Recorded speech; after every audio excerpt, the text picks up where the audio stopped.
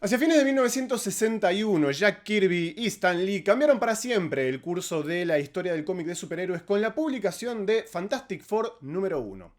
Podemos decir, sin miedo a equivocarnos, que Fantastic Four número 1 es el cómic más importante de la historia de Marvel.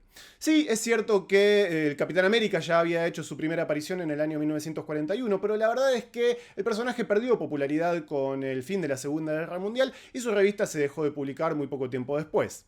En esos años de posguerra, la editorial que por entonces se hacía llamar Atlas Comics publicaba de todo menos cómics de superhéroes. Tenía cómics de romance, de monstruos gigantes, de historias de suspenso, de guerra, ciencia ficción, lo que se te ocurra, menos trajes coloridos y superpoderes. Todo eso cambió el día que Reed, Sue, Johnny y Ben hicieron su primera aparición y, con un cambio de nombre para la empresa que no tardó demasiado en llegar, dieron inicio formal a lo que conocemos como la era Marvel de los cómics.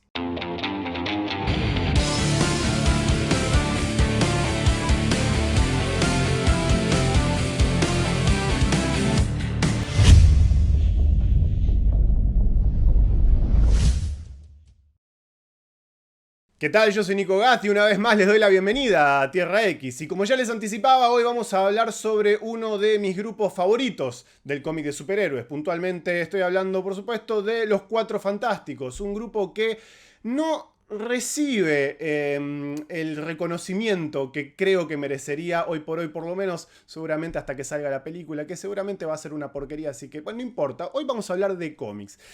La cuestión es que, como decíamos entonces, los Cuatro Fantásticos son muy importantes para la historia del cómic. Y teniendo en cuenta su importancia tanto dentro de la editorial como para la historia de la historieta en general, cabe preguntarse cómo es que nunca en sus ya más de 60 años de historia habían tenido su propia novela gráfica por fuera de su serie regular.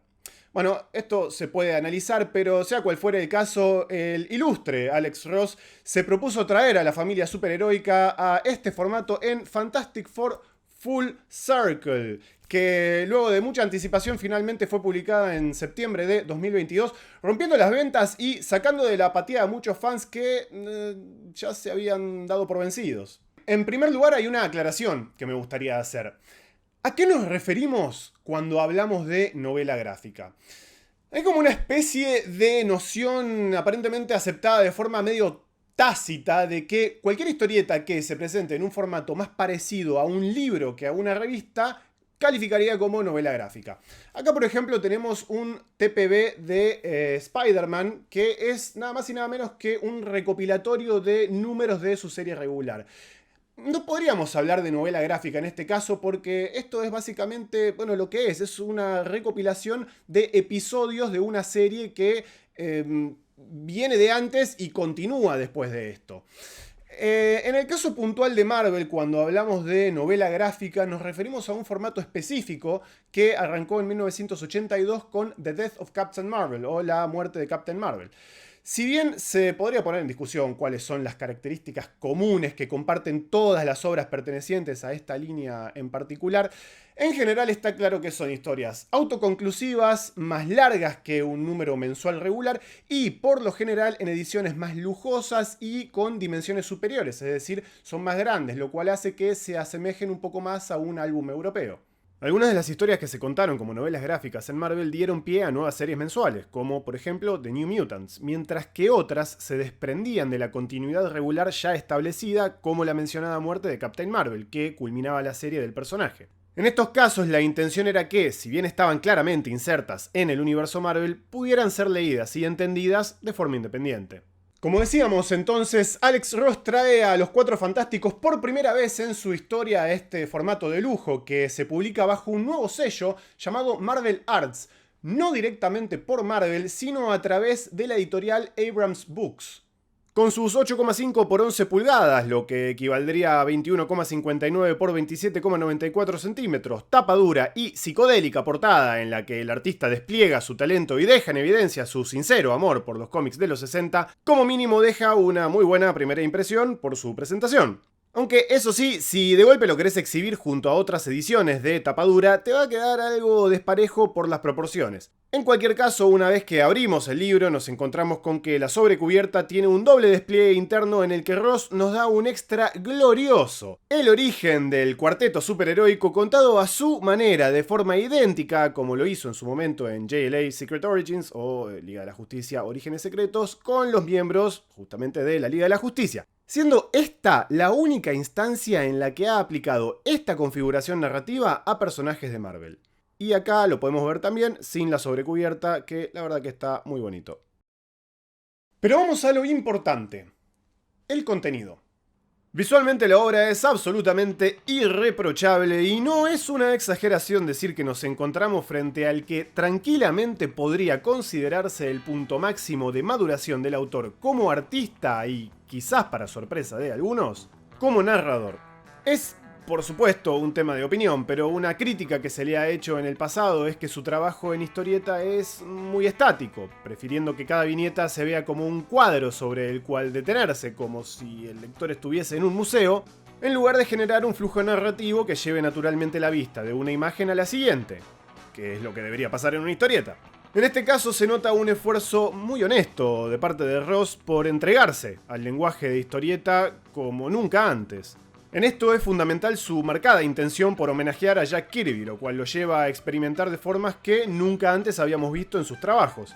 El estilo generalmente hiperrealista de Ross se rinde, aunque solo sea parcialmente, ante la influencia del rey de los cómics y nos presenta una explosión de colores y trabajos de collage que recuerdan muchísimo a aquellos míticos cómics de los 60, sin sacrificar su propia identidad. A ver, para la mayoría es fácil confiar en las capacidades de Ross para la parte visual de una historia. Pero ¿qué pasa con el argumento? Fantastic Four Full Circle marca otro hito clave, ya que es la primera vez que el artista se lanza como autor integral y se hace cargo tanto de los dibujos como del guión. Si bien hay antecedentes en los que ha tenido un rol clave en el desarrollo del argumento de las obras en las que participó, es la primera vez que toma las riendas al 100%. En Kingdom Come, por ejemplo, la idea original y consecuente de propuesta a DC Comics fue suya y su participación fue una parte fundamental del desarrollo de la historia, pero el guión corrió por cuenta de Mark Waid. En este caso, Ross tenía una idea muy clara de lo que quería contar y desde la propuesta a Marvel dejó en claro que esta vez iba a ser el único narrador. Ross es un fan acérrimo de la vieja escuela del cómic americano, así que el homenaje y las referencias están a la orden del día, pero ¿es esta, en esencia, una buena historia o un mero ejercicio de onanismo nostálgico?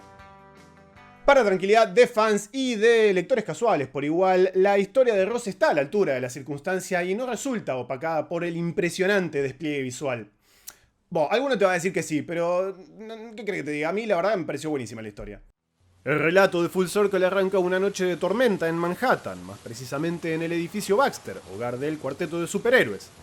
Una misteriosa y oscura figura se apersona e irrumpe en las instalaciones sin invitación y colapsa en el living frente a Ben Grimm y Johnny Storm, quienes rápidamente lo llevan al laboratorio para que Reed Richards, el líder del equipo, lo examine. Al ver su rostro, Ben se da cuenta de que conoce al intruso y a los fans más acérrimos se les presenta la primera evidencia de genialidad en la idea de Ross. Y un misterio que engancha de entrada, ya que este es un personaje que hizo su primera y única aparición en 1966, en Fantastic Four número 51, en una de las historias más queridas y celebradas no solo de estos personajes, sino de la historia de Marvel en general. Fantastic Four 51 es un número recordado por varios motivos. Por empezar, sale en la época de mayor caudal creativo de Jack Kirby y Stan Lee. Apenas un número antes, en Fantastic Four número 50, los Cuatro Fantásticos habían salido victoriosos de su primer encuentro con Galactus, sumando en el proceso nada más y nada menos que a Silver Surfer. En el número posterior, en el 52, teníamos la primera aparición de Black Panther en una gran aventura en Wakanda. Al haber quedado entre dos hitos tan importantes, este número podría haber resultado un mero relleno para salir del apuro de publicar algo ese mes. Sin embargo, Kirby y Lee se despacharon una historia profundamente emotiva que no solo exponía la esencia del alma de dos de sus protagonistas, sino que nos presenta el concepto clave de la zona negativa y a un antagonista que, con una única aparición, se ganó un lugar entre los clásicos de Marvel. A grandes rasgos, Fantastic Four número 51 nos presentaba a un Ben Grimm absolutamente deprimido por su incapacidad de revertir su forma de piedra a la de un ser humano normal, sintiéndose así un paria irremediable a pesar de sus múltiples hazañas heroicas como defensor de la Tierra. En este contexto, un científico se hace su amigo para engañarlo y robarle los poderes, efectivamente revirtiéndolo a su forma humana. El científico se infiltra entonces en el equipo para destruir a Reed Richards, a quien envidia y considera indigno de todos los beneficios de los que goza por ser una celebridad. Durante una incursión en la zona negativa, sin embargo, el científico es testigo de la verdadera nobleza que posee el líder de los Cuatro Fantásticos y decide sacrificarse para salvarle la vida, habiendo entendido que los vínculos que unen a esta familia son muy importantes como para ser traicionados por sus caprichosas inseguridades. Así, aprendiendo una valiosa lección, veíamos por primera y última vez a este científico sin nombre, hasta que Alex Ross decidió traerlo de vuelta. Fantastic Four Full Circle entonces resulta una secuela de Fantastic Four número 51, publicada nada más y nada menos que 56 años después, en una historia que nos ofrece contra todo pronóstico respuestas muy satisfactorias. ¿Dónde estuvo el científico todo este tiempo? ¿Qué le pasó? ¿Cómo sobrevivió? ¿Por qué reaparece ahora? La verdad, Ross podría haber hecho un desastre. Podría haber hecho un mamarracho, tocando una historia que, la verdad, no necesitaba continuación, no necesitaba que la volvieran a tocar nunca. Sin embargo, la verdad que lo hace con una clase y una maestría que nos lleva a preguntarnos cómo fue que nunca se le ocurrió a nadie hacerlo antes. Se permite explorar ideas y explicaciones nuevas con respecto a la naturaleza de ciertos funcionamientos de la realidad del universo Marvel, específicamente lo que tiene que ver con la zona negativa. Para coronar sus titánicos esfuerzos, Ross logra una caracterización perfecta de los personajes, dándole la oportunidad de brillar a cada uno. Si los alarma que hasta ahora no mencioné, a Sue Storm, mejor conocida como la Mujer Invisible, no se preocupen que, en palabras del propio Ross, Sue es posiblemente el personaje más esencial para llevarlos a través de la historia, principalmente porque sus poderes demuestran ser los más útiles. Al igual que con la mayoría de las novelas gráficas de Marvel, la idea es que cualquiera pueda leer Full Circle sin la estricta necesidad de haber leído a los personajes anteriormente, pero ciertamente es preferible haberlo hecho porque, como vimos, tiene un fuerte componente de homenaje y legado. Sin duda es recomendable la lectura de Fantastic Four número 51, como bien dijimos, no solamente para entender esta historia en particular, sino porque es una gran historia que es una pieza clave, no solo de la historia de los Cuatro Fantásticos, sino de Marvel en general. Más allá de eso, con que el lector tenga cierta familiaridad con conceptos como la zona negativa y sus habitantes, por ejemplo, me parece que puede ser disfrutada por cualquiera. En cualquier caso, Fantastic Four Full Circle es una obra que considero absolutamente recomendable. La verdad que me parece que triunfa en todos los aspectos posibles y se merece ser leída y tener un lugar reservado en la biblioteca de cualquier coleccionista. Eso ha sido todo por hoy, espero que les haya gustado. Si así fue, pueden dejar un like. Si no fue así, también pueden dejar un like. Seguirnos en todas nuestras redes sociales. Y bueno, se despide Nico Gaz y será hasta una próxima entrega de Tierra X, donde converge el multiverso.